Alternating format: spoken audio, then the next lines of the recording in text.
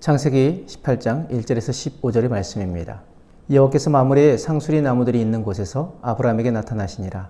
날이 뜨거울 때에 그가 장막문에 앉아 있다가 눈을 들어 본즉 사람 셋이 맞은편에 서 있는지라. 그가 그들을 보자 곧 장막문에서 달려나가 영접하며 몸을 땅에 굽혀 이르되 내 주여 내가 주께 은혜를 입었사오면 원하건대 종을 떠나 지나가지 마시옵고 물을 조금 가져오게 하사 당신들의 발을 씻으시고 나무 아래에서 쉬소서. 내가 떡을 조금 가져오리니 당신들의 마음을 상쾌하게 하신 후에 지나가소서. 당신들이 종에게 오셨음이니이다. 그들이 이르되 내 말대로 그리하라. 아브라함이 급히 장막으로 가서 사라에게 이르되 속히 고운 가루 세 스아를 가져다가 반죽하여 떡을 만들라 하고 아브라함이 또 가축대 있는 곳으로 달려가서 기름지고 좋은 송아지를 잡아 하인에게 주니 그가 급히 요리한지라. 아브라함이 엉긴 젖과 우유와 하인이 요리한 송아지를 가져다가 그들 앞에 차려놓고 나무 아래에 모셔 섬에 그들이 먹으니라. 그들이 아브라함에게 이르되 내 아내 사라가 어디 있느냐? 대답하되 장막에 있나이다. 그가 이르되 내년 이맘때 내가 반드시 내게로 돌아오리니 내 아내 사라에게 아들이 있으리라 하시니 사라가 그 뒤 장막문에서 들었더라.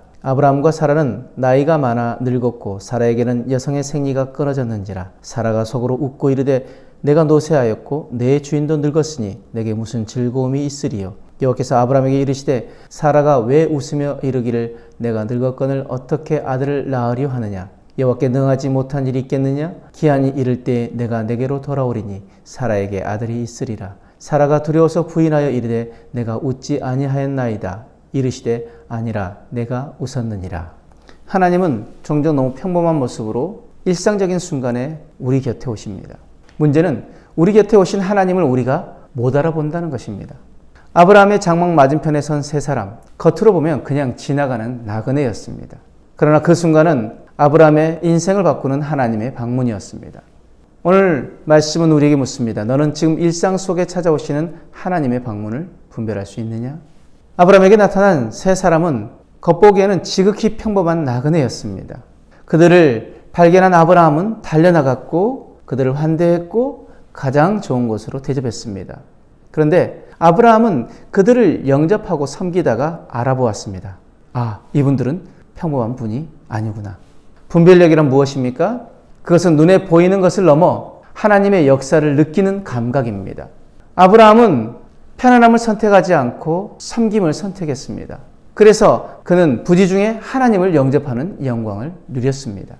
영적으로 깨어있는 사람은 하나님을 놓치지 않습니다. 아브라함과 반대로 같은 장막, 같은 자리에 있으면서도 분별하지 못한 사람이 있습니다. 바로 사라입니다. 나그네를 통한 약속의 말씀을 들은 사라는 웃었습니다. 이 웃음은 기쁨의 웃음이 아니라 불신의 웃음입니다. 그녀는 상황만 보았습니다. 자기 몸만 보았습니다. 나이와 한계만 계산했습니다. 그런데 사라는 이미 이름이 바뀐 사람이었습니다. 사레에서 사라로, 열국의 어머니로 그 이름이 바뀐 사람이었는데 그런데도 그 약속 안에 있으면서도 약속의 의미를 분별하지 못한 사라를 하나님은 책망하십니다. 어찌하여 웃느냐? 오늘도 교회 안에는 이런 신앙이 있습니다. 예배는 드리지만 기대하지 않는 신앙, 말씀은 듣지만 현실만 계산하는 신앙, 약속은 붙들지만 속으로는 웃는 신앙, 이것이 분별력 없는 신앙입니다. 하나님은 오늘도 우리 인생의 장막 앞에 서 계십니다. 문제는 우리 곁에 오신 하나님을 우리가 알아보고 있느냐입니다. 기도의 자리에서, 관계의 갈등 속에서, 이해되지 않는 사건 속에서 우리에게 다가오시는 하나님을 분별할 수 있는 능력이 오늘 우리에게 필요합니다. 아브라함과 사라의 차이는 지식이 아닙니다. 환경이 아닙니다. 관심의 방향입니다. 아브라함은 하나님께 마음이 가 있었고 사라는 현실에 마음이 가 있었습니다. 분별력은 기도 많이 해서 생기는 것 아닙니다. 하나님께 관심을 두는 사람에게 주어지는 은혜입니다. 하나님께 마음을 두면 일상이 달라 보입니다. 사건이 다르게 해석됩니다. 말씀이 살아 움직이기 시작합니다.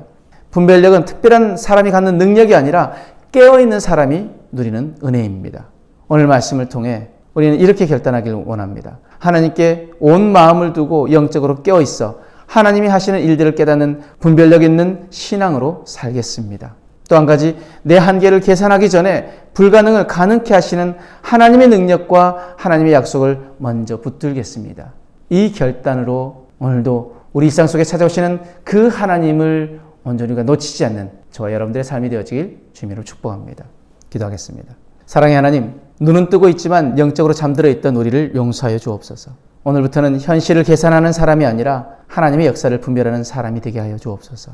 분별력이 없어 믿지 못하는 사라와 같은 신앙이 아니라 아브라함처럼 말씀 앞에 엎드리는 신앙으로 살게 하여 주옵소서. 감사하며 예수님 이름으로 기도드립니다. 아멘.